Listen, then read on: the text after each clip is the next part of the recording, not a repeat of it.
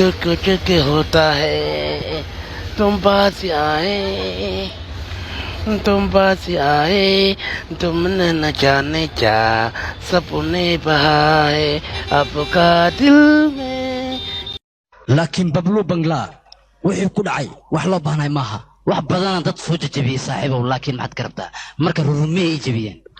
isbatoor soo biyo saacada waa aqli badan yahay laakiin maxad karabtaa waa cunaa waa calaala habeen saqdhooga war ninka markuu magaalada soo galay bari ma ambu itaabsaday kadibna baabu baangara buluk iyo gacan ka jabiyay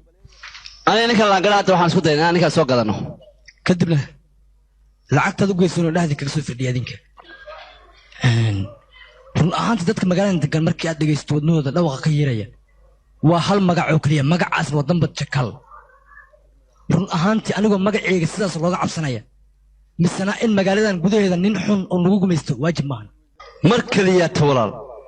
hal mar ii fasax ninka anaa shaarbaha dhulka uu xidhaya cidina ka furfuri mayse waan ku baryaa mar fasax maya